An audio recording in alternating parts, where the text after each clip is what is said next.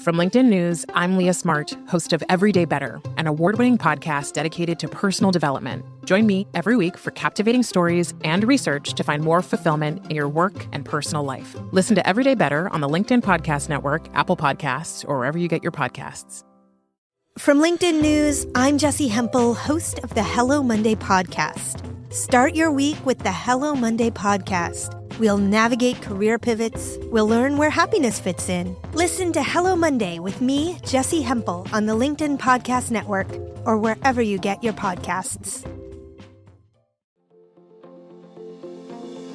Hello, my friends, and welcome to another exciting episode of Negotiate Anything. Negotiate Anything is produced by the American Negotiation Institute, and with over 3 million downloads and listeners in over 180 countries, listeners just like you have made this the #1 negotiation podcast in the world. I'm Kwame Christian, and I'm the director of the American Negotiation Institute. We're growing, and I want to introduce you to our new team members and new trainers. This will help to give you new, diverse perspectives on negotiation and conflict resolution. That's why I'm excited to let you know that Shane Martin, our head of sales and partnerships, is going to serve as co-host of the show from time to time.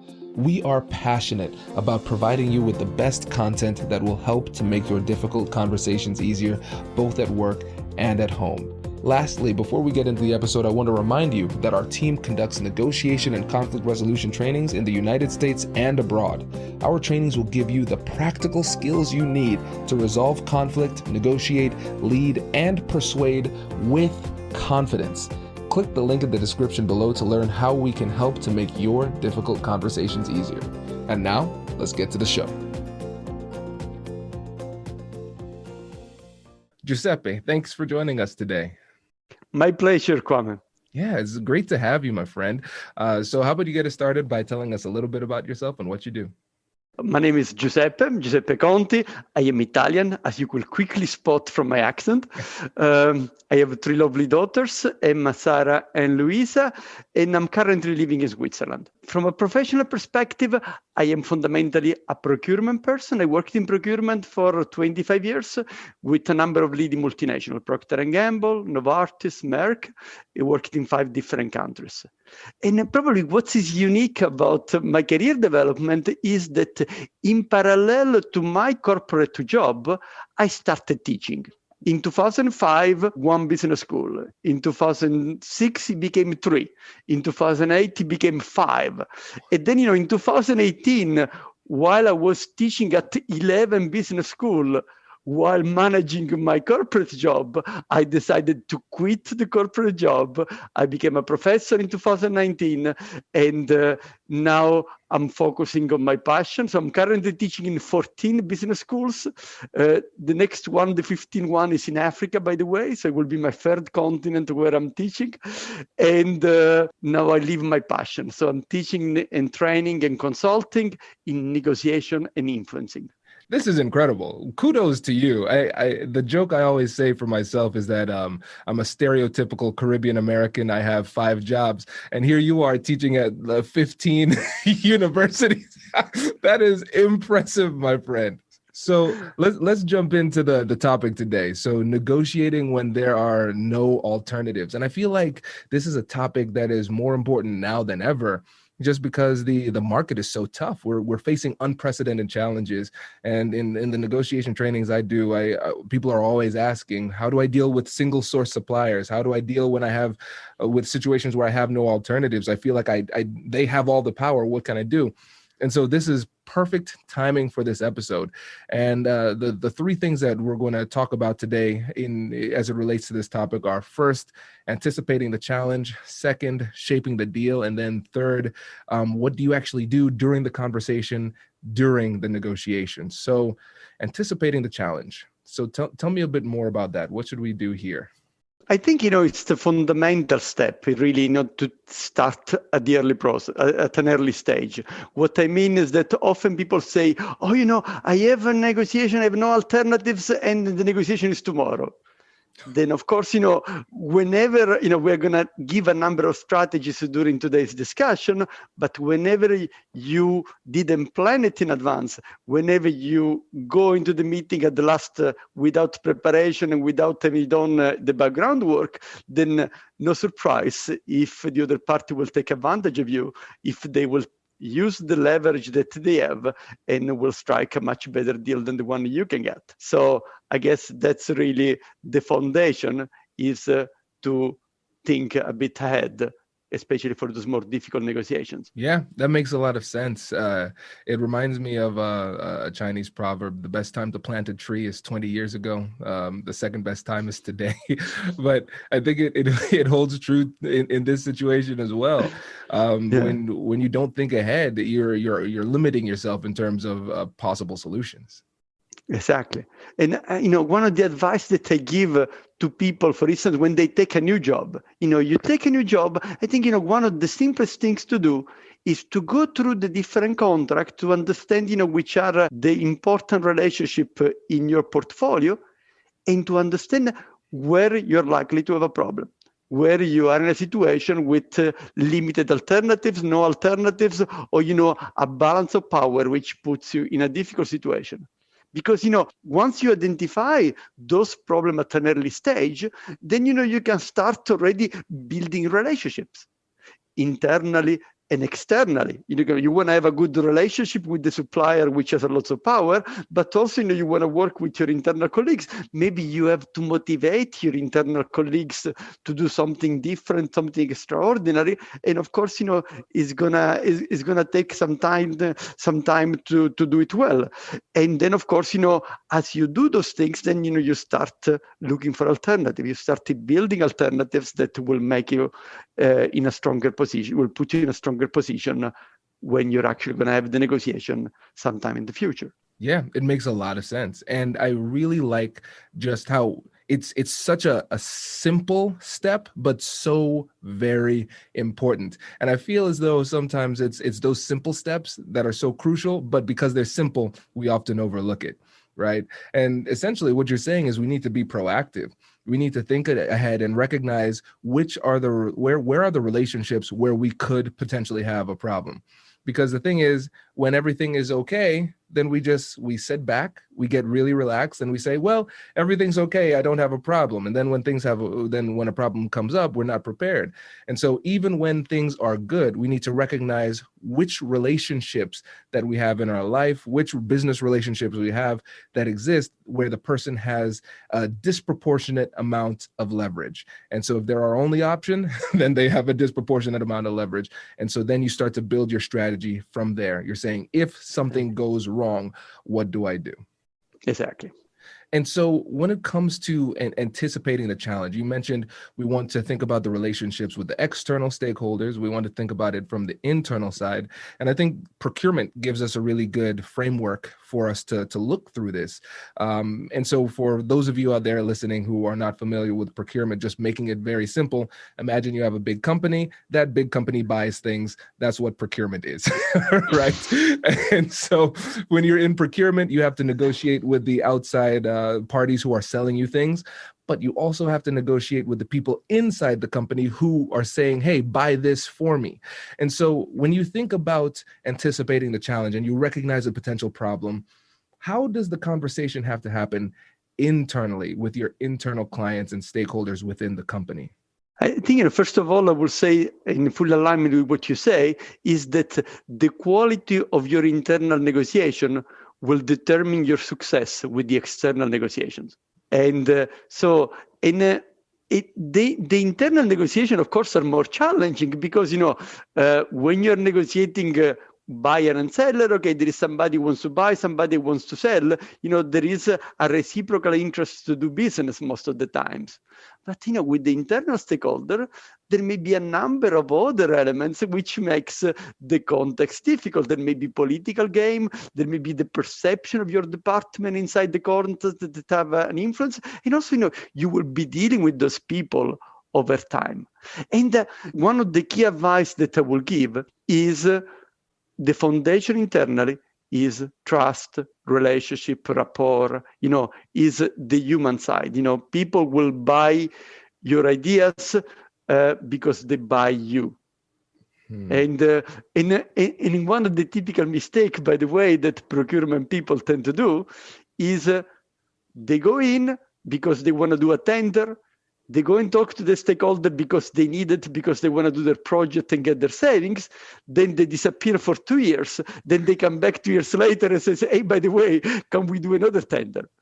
So that's not what I call relationship management. That's not what I call the stakeholder management. So that's a different way, of course, of working when you're building this relationship over time and you build the trust. And I like, by the way, when we talk about trust, my favorite simplification of trust is the trust equation. The trust equation says that trust is made of credibility plus reliability plus intimacy divided by self-orientation. What I mean is credibility, you have to know the market, you're a good professional, you know what you're talking about. Reliability, you keep your promises, you walk the talk. Intimacy, the quality of the relationship. Am I comfortable to have a difficult discussion with you? What is the lower part of the equation, which has a negative impact, is self-orientation. If I'm perceived as the kind of guy who only cares about my goals, my targets, my KPIs, then of course it's going to be difficult to build the trust. If instead I'm the kind of person that understands and looks for solutions that are satisfactory for everyone, then of course this makes stronger relationships. Does your company invest in professional development training? If you believe that your team would benefit from a negotiation workshop, all you need to do is go to our website, fill out the workshop request form, and then we'll set up a time to chat. These workshops are completely customizable, and we've done them all around the country. Negotiation and conflict resolution skills are beneficial across all professions, but they're especially useful in procurement, purchasing, sales, sourcing, and contract management. Our calendar is filling up quickly, and we even have some workshops scheduled for next year. If you think you might want one, I'd suggest reaching out soon so you don't miss out. Check out the link in the description to learn more. And now, back to the show. Brace the rudders! Raise the sails! Raise the sails! Captain, an unidentified ship is approaching. Over. Roger. Wait, is that an enterprise sales solution? Reach sales professionals, not professional sailors. With LinkedIn ads, you can target the right people by industry, job title, and more. We'll even give you a $100 credit on your next campaign. Get started today at linkedin.com/marketer. Terms and conditions apply. This is great. So listeners, okay, I hope you paid attention to that point. I always encourage the listeners to give a 5-star point. So you identify something in the episode that is worthy of a 5-star review on the podcast player. For me, that's my 5-star point right there, because I think that's brilliant. It really is brilliant, because you have to consider, when you're building trust with other people, the impact of your self-orientation, right? How selfish they perceive you to be. How focused on yourself and your needs are you in this situation? And that will pull away and deter and detract from the amount of trust that they feel. And I think about, again, when you think about procurement, for example, your goal usually is to get the best deal possible. So something that has a quality that is sufficient at the lowest price, the best possible product at the lowest possible price. And so if you're only focused on the numbers and hitting those numbers for yourself, the internal stakeholder, that doesn't feel good. I remember doing a negotiation training for a big hospital system, and they say, our internal clients, our stakeholders, the people that we're buying things for, are surgeons. Surgeons are very particular about the product that they have. You can't just say, hey, Miss Surgeon, I got this for you. It was really cheap and I'm happy about it. You have to build that relationship and have them feel comfortable with it, with the fact that you actually have their back. You're actually looking out for them. And when they do feel as though you actually have their best interest in mind, not just your interest in mind, it leads to a higher level of trust. Absolutely. That's great. Well, any other major takeaways before we transition into shaping the deal? Well, I think, at this stage, we'll probably also look at building alternatives, right? We talked about the idea of building alternatives. Now, there are a few situations where, you're just stuck. It's a pure monopoly. There is one customer, one buyer, or whatever, and then, there are no many options. But most of the times, that's not the case. We create the limitation ourselves. But there are a number of tools that we can use in order to broaden the number of alternatives that you can use. For instance, we can qualify a supplier from another geography, from another continent that is going to come through. What maybe you can do is go for a vertical integration. What I mean with vertical integration is you start making it yourself. When I was working at Procter & Gamble, for instance, we were producing bleach in a number of remote locations. Bleach is a product for poor people. And our plants were in a remote location. And, at best, there was one blow molder that could make the bottle from us. So we were in a single source supply type of situation. Now we started to make the bottles ourselves. And this prevented us, from being exploited in those type of situation. Or maybe if I think about my pharmaceutical experience, then sometimes contract manufacturing. Okay, you can either let somebody else do it for you, or you can ask one of your plants to produce the products. So this gives you alternative, even if there is only one contract manufacturer that can do it. You can move to performance specification to increase the number of options that you have. If you're buying an equipment, you can look for the used market. And then you may look for those kind of things. You can look at new technologies. By the way, one of my favorite is you can buy from the same company, but from a different division of the same company.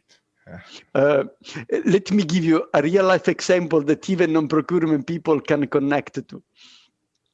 In Europe, one of the cheapest rental company is called Auto Europe. There are bigger names like Hertz, Avis, etc.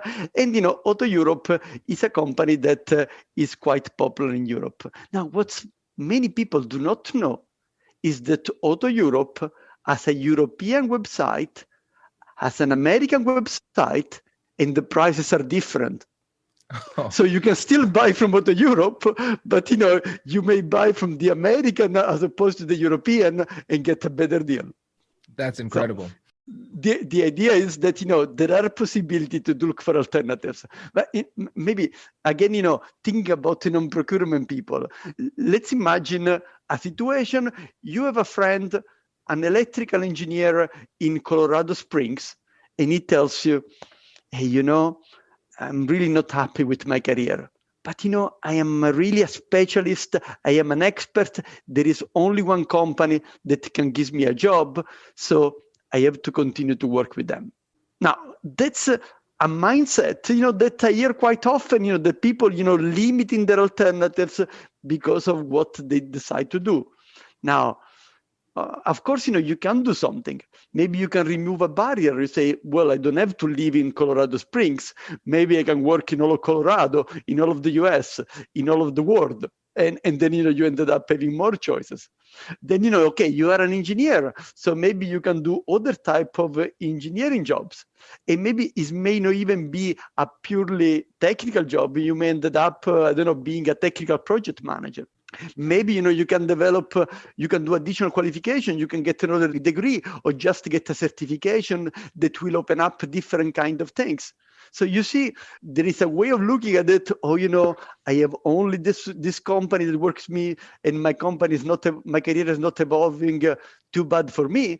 Or you may start saying, okay, wait a minute, let me do something so that I can broaden my horizon, broaden my outlook. This is great. And I think really all of those great tips can be tied into one word. It's creativity, right? We're thinking outside the box. We're expanding our horizon. We're considering other alternatives that are different from what our narrow original mindset might have been. And so I think that's, again, a great example of just the power of creativity in negotiations. And remember this, you're going to be more creative when you are under less pressure. That's why this falls so perfectly within anticipation.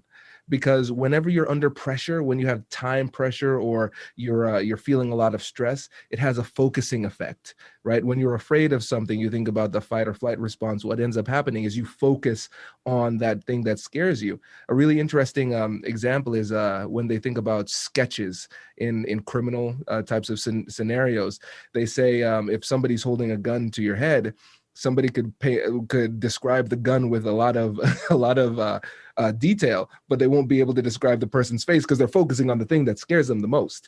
And so again, that's why we want to try to have these creative type of brainstorming conversations within our team and within ourselves when we have time.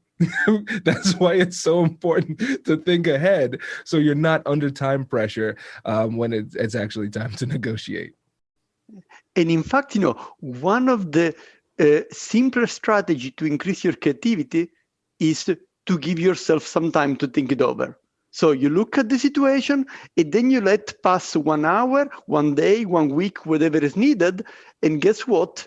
This is gonna increase the number of ideas. That's the approach that Thomas Edison used, to do his work, right? You don't come up with the best idea in a minute. You have to let it sink inside you, and then it's gonna give you much more option. Fantastic. Well, let's transition into shaping the deal. And so now we're actually at the point where we're negotiating with the other side, and we're talking about deal structure. So what are the main things that we need to think about when we're talking about actually shaping the deal at hand? Well, I think a good starting point is already thinking about preparing the negotiation in writing. It's something that people tend to try to put everything into the red, and realistically, that doesn't really work. Because as you have a good negotiation preparation template, and maybe as you start reflecting, this is going to help you to think a bit in broader terms. For instance, one of the questions that we can ask ourselves is, how can I be more attractive to my supplier or to my customer, right? Let's assume that, the relationship is good, but, you still want to try to get a better deal. And then you say, okay, and how can I make sure that they are going to do something more for me? And then, you may say, okay, what many people think is, okay, maybe I'm going to give them more business in another business unit, or maybe in another geography, so that, that expands the pie for them. But, there are many other things that you can do. Maybe you can do a joint cost reduction initiative. Maybe you can write a case study together. You can offer them a demand forecast. You can give them access to your marketing and R&D people. You can reduce the risk. You can give them marketing intelligence. You can offer them training. Let me give you another example, that now we are losing a bit because we are not traveling, but I'm thinking about acting as a reference. Remember the old good days when we were spending our time flying from one airport to the other. One of the advertising that you tend to see at the airport is something which says, Adidas runs SAP. Louis Vuitton runs SAP. So whatever, you have Nike runs SAP. You have big brand names that have decided, to give their brand name support to SAP in order to negotiate a better deal. The typical SAP relationship or Oracle relationship are those difficult kind of contexts where you're stuck with somebody for a long period of time. And then, these are the kind of situation where you say, okay, let me see if I can do something out of the box that I become more attractive to those people and makes them more keen to do business with me. I think that's a great example. And it's so funny. I walk past that type of marketing all the time. I said, oh, that's cool. Those companies like each other. I remember when I was younger, I said, oh, they like each other. That's nice. I didn't consider when I was younger just how much negotiation went into that, because that's an incredible amount of value, being able to pair yourself publicly in such a public forward-facing type of way. But again, it's a great example of a unique deal structure helping to move things along when it comes to breaking through in these tough negotiations. And, there are situations where you may not have alternatives, right? So you have limited alternatives, and you have to think a bit deeper about what you're going to do. The idea is maybe you want to make them feel some pressure, even if they have most of the power, you want to take some action to make them feel some pressure. There is an example that comes into my mind. At the time, I was heading packaging procurement for Novartis. I was having a difficult relationship with a supplier that was making pumps for nasal spray. And, it is a fairly complex product. It takes 13 small parts, to be able to make it, to dose it properly into your nose. And I was stuck with only one supplier, and this supplier was taking advantage of the situation. Now, what we decided to do is work with another supplier who was making pumps, but in a different type of industry, and they were prepared, to invest in order to develop something for us.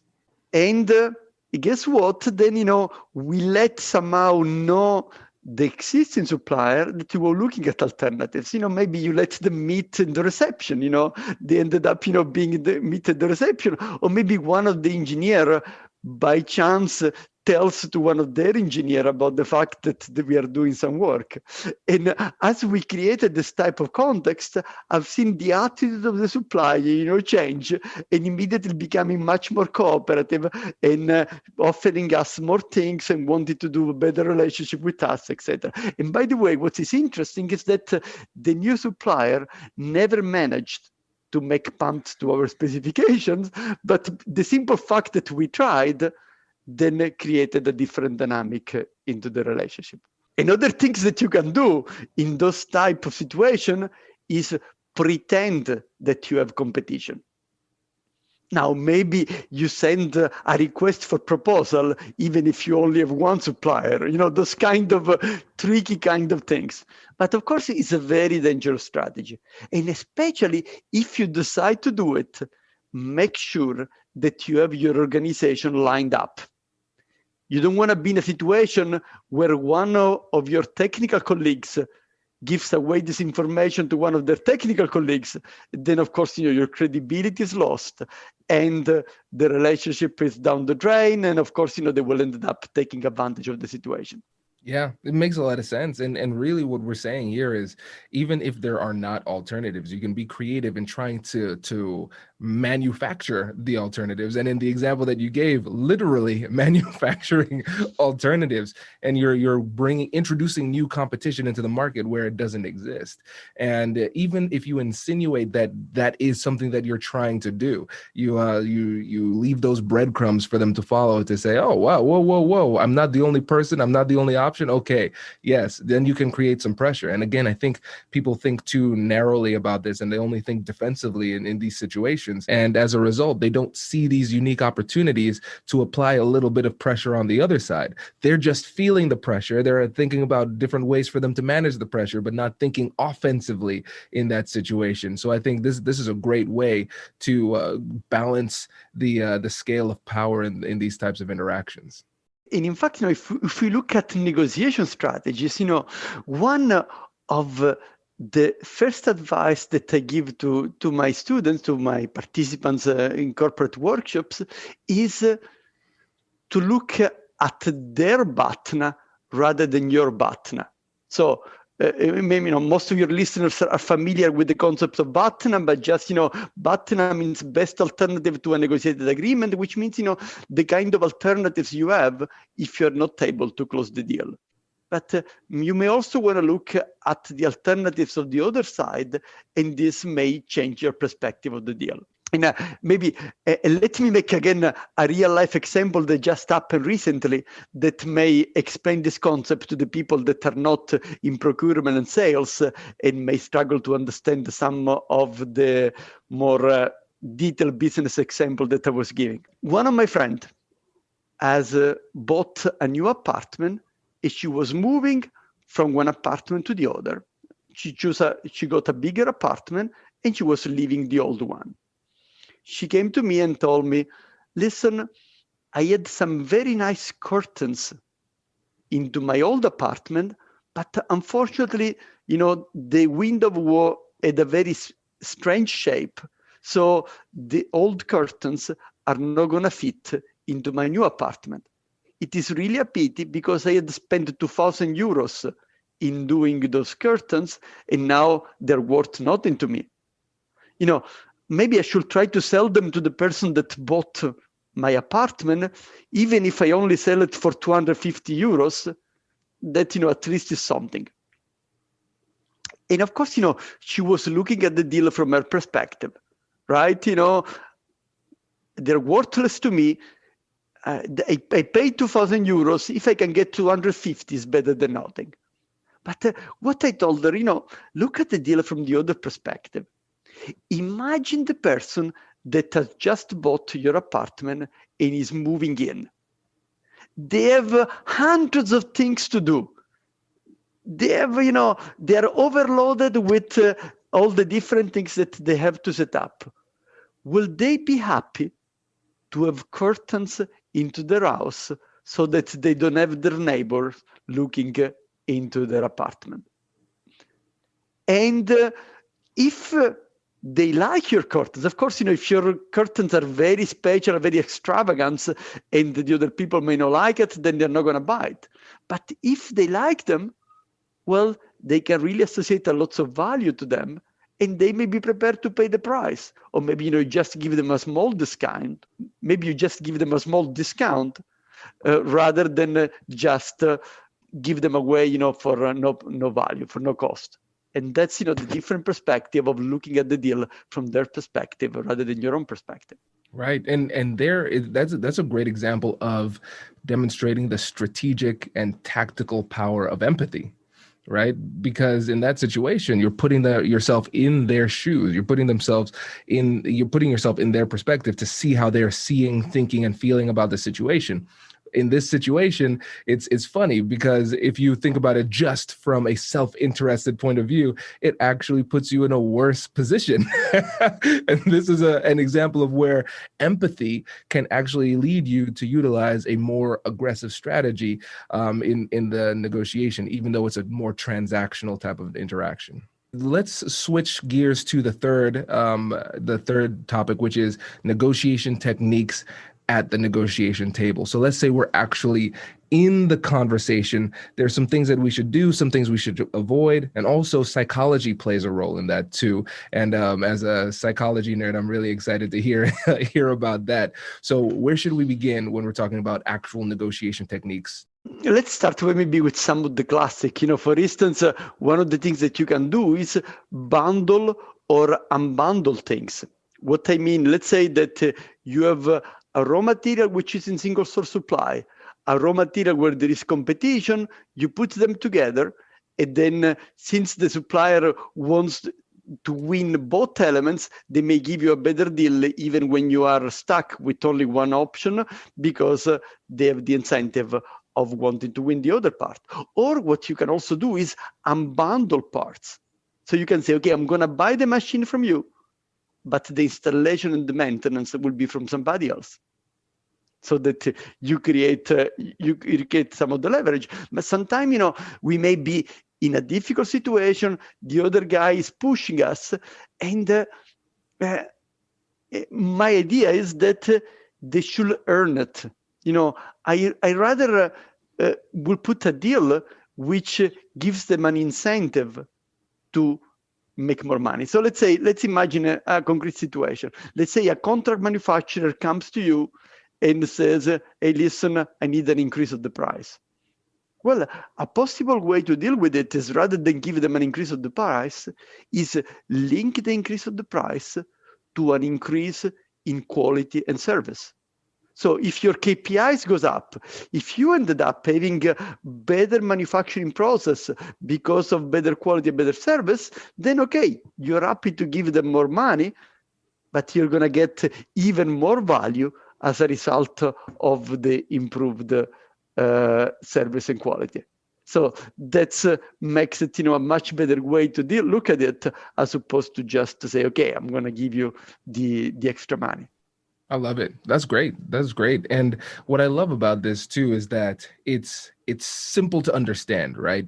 This isn't one of those negotiation techniques that is needlessly complicated. It's very simple, but we can demonstrate its practicality and its power actually during the negotiation. And again, This isn't something that you just come up with off the fly. You have to prepare.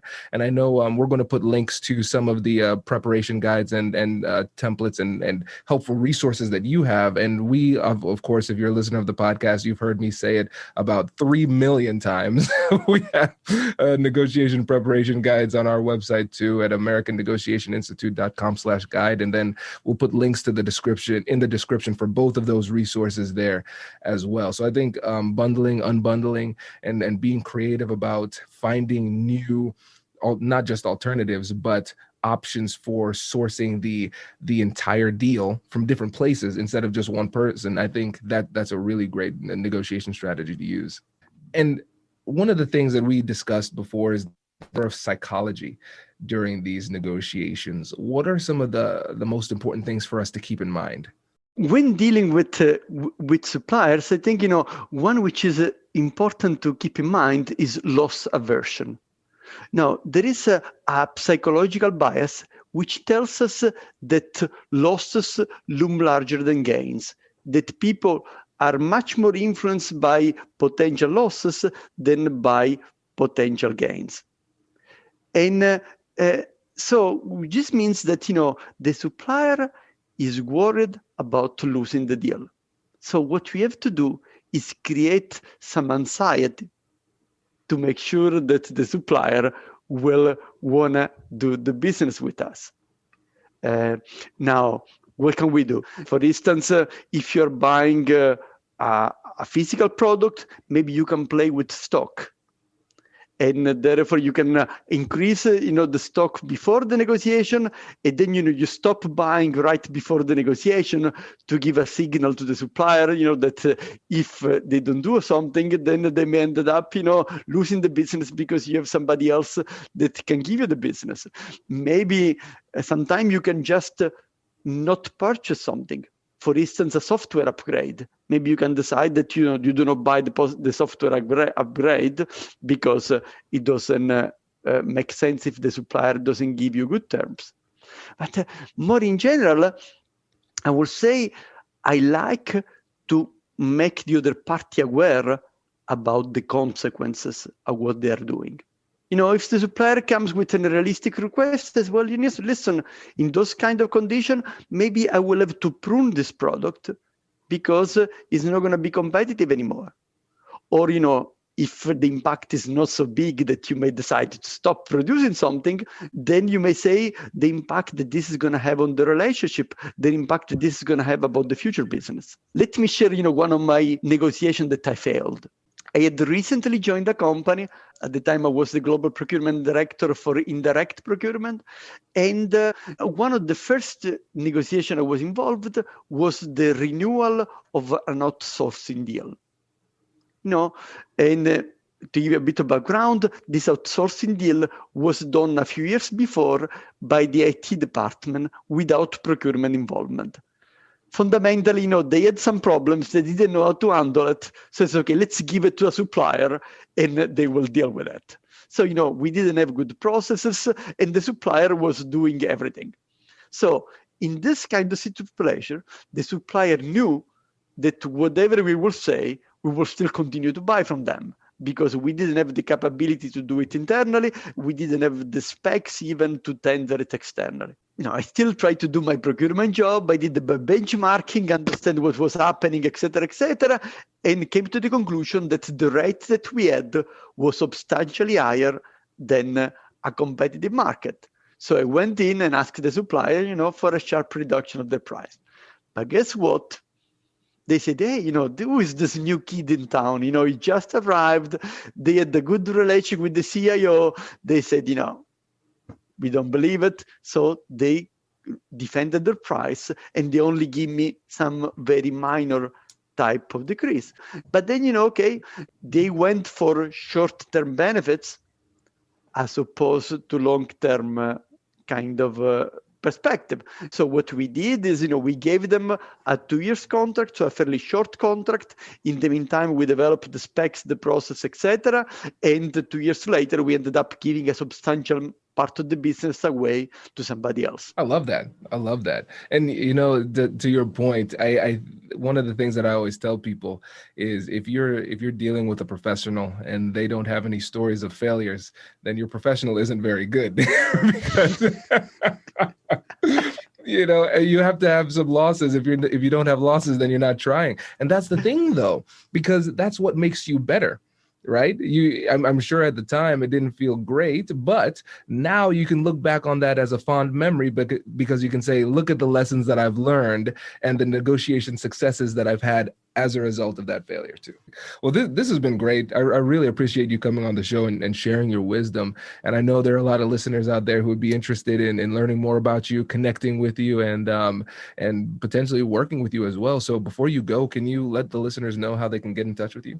Well, what we're going to do, we have below in the details section, you can connect with me on LinkedIn. Maybe, also write a small note to say, I listen to the podcast so they understand from where the connection is coming from. And then, what I prepared for the listener is a negotiation pack.